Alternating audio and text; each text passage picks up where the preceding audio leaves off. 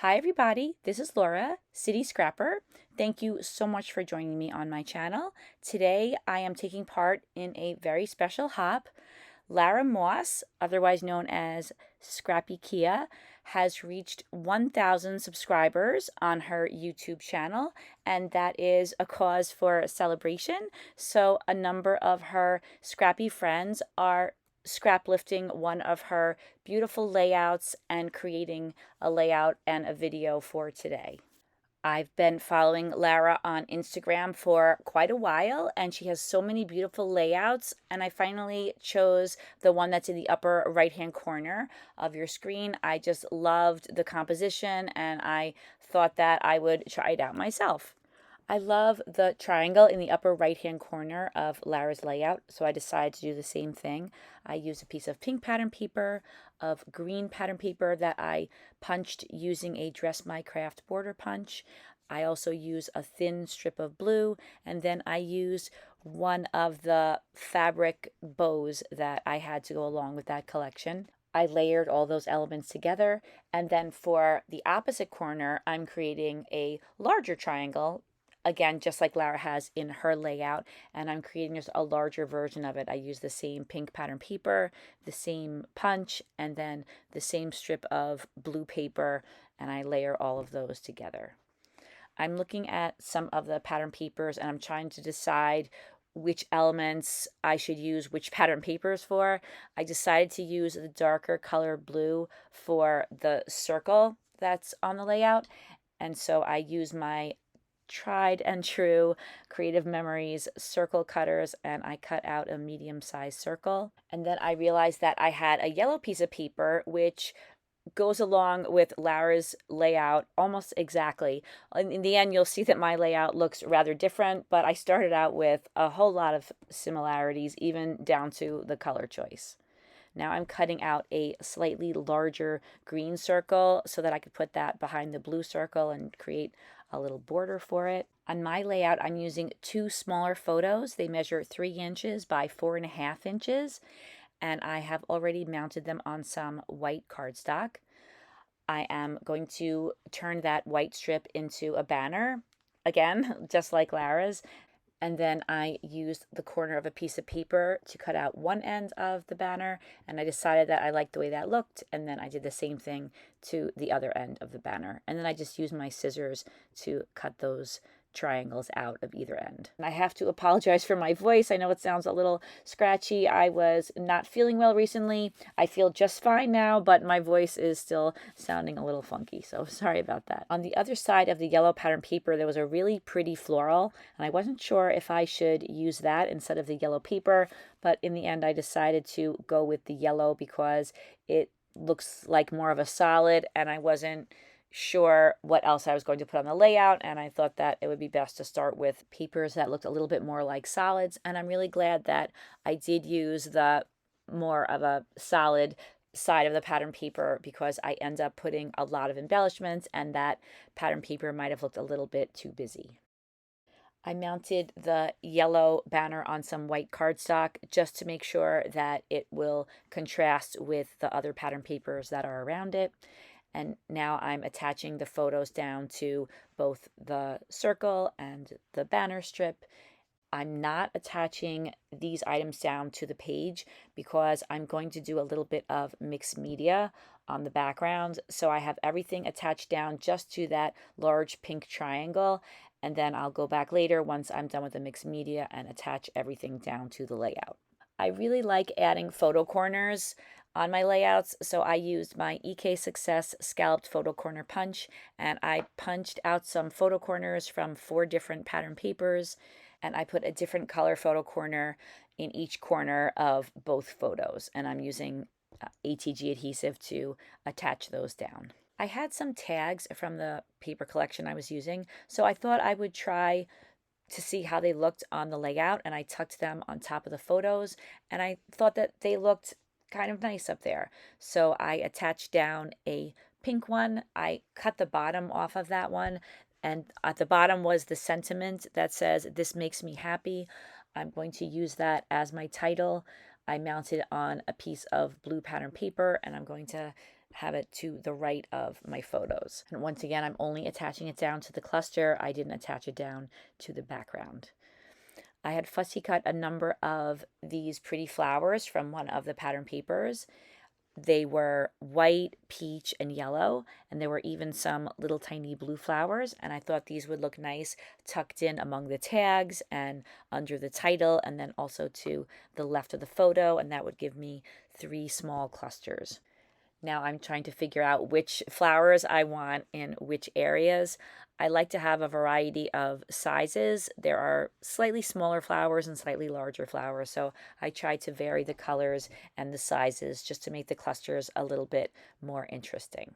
And then when I was happy with the arrangement, I attached them all down to the layout. And I don't include the footage of me gluing everything down, but I did go to each of the clusters and attach the flowers. And I also did a little bit of rearranging. It's something that I always do whenever I'm attaching things down to the layouts. I wanted to add a finishing touch to the photo corners, so I used some enamel dots that were the same color as each of the pattern papers. I used the smallest size that I could find, and I do that a lot on my pages. I like the way it adds a little finishing touch to the photo corners. I've kind of been on a banner kick lately, and I love putting the banners under my photos, and I noticed that Lara had a really pretty rounded banner underneath her photo. I don't have a banner like that, but I decided to use a die that I had in my stash. I cut the same banner out several times, first out of white cardstock and then out of a few of the pattern papers that I used on the page, and then I cut the pattern papers apart and I attached them down to the white banner, and I offset the triangles just slightly so that you could see the white paper on the left hand side of the banner. And then I attached it down under the photo, and then I decided that I would add some enamel dots between each section of the banner, and I used different colors, whatever different colors I could find that matched that were the correct size. I realized that I'm very low on yellow enamel dots. It's not a color that I would think that I would use up, but apparently I did use a lot because I have to keep that in mind to restock those next time I go to a scrapbook convention. Now I'm going to put some mixed media in the background.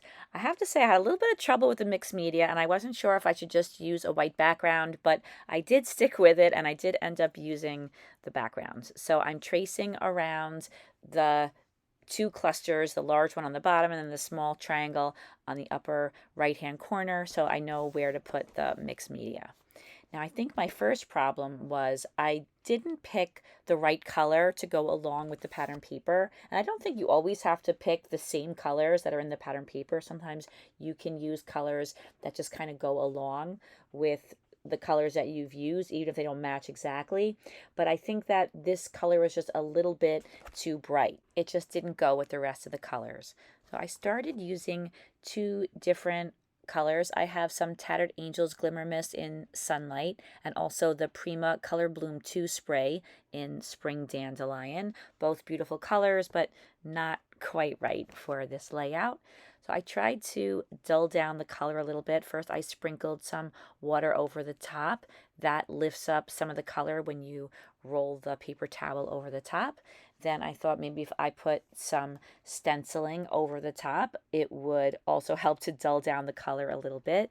I'm using some Liquitex texture paste, and I'm also using a Crafter's Workshop stencil called Mini Cherry Blossoms. I really love this stencil. I use it a lot. I find that I can place the stencil at different angles and then I can get branches going in different directions.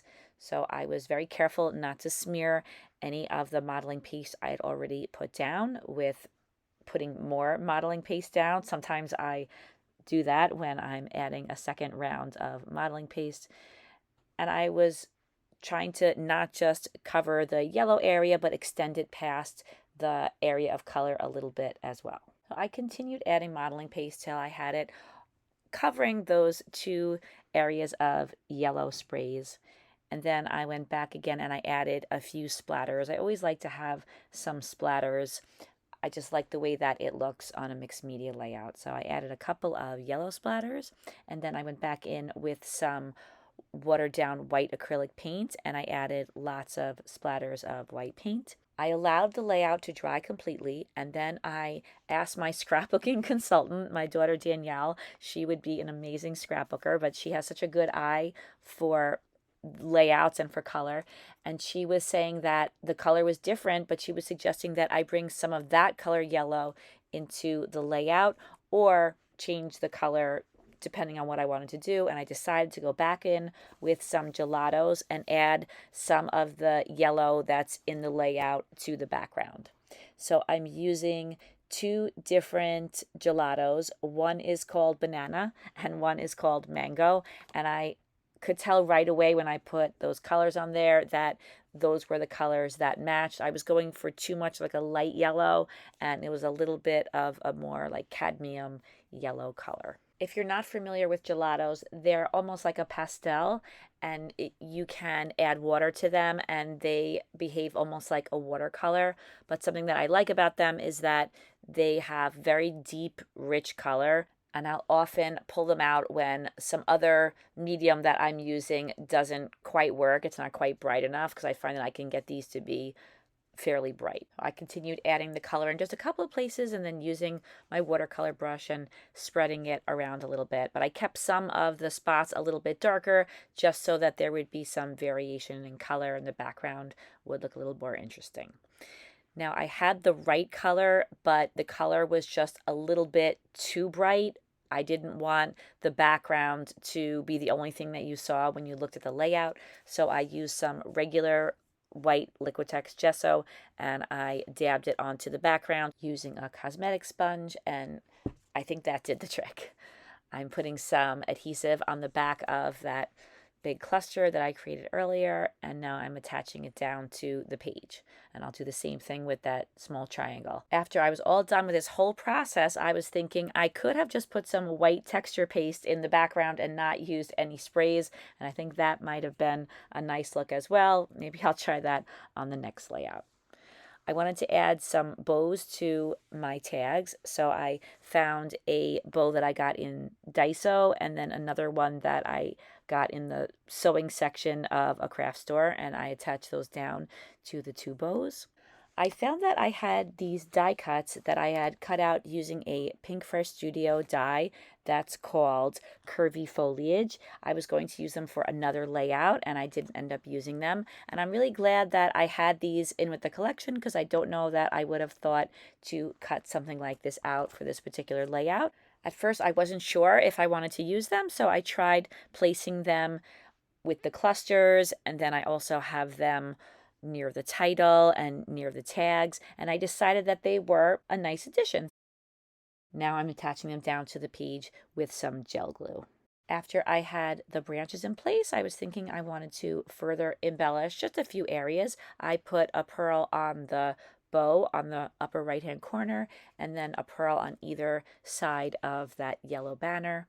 And then since I had some more of those die cuts, I decided that I was going to continue to add them to the layout.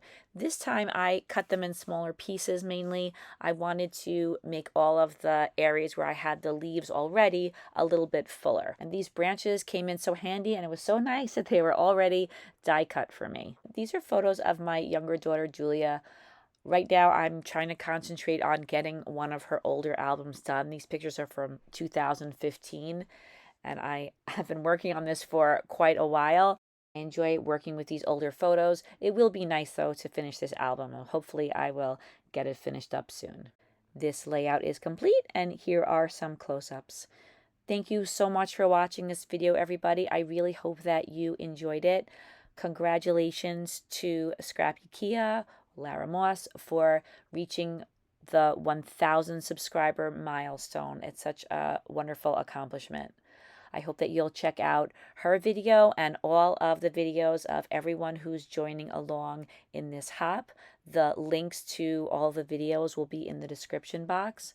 I really enjoyed working with Lara's layout. I thought it was a great layout to scrap lift. I had a lot of fun, and she had so many gorgeous layouts to choose from.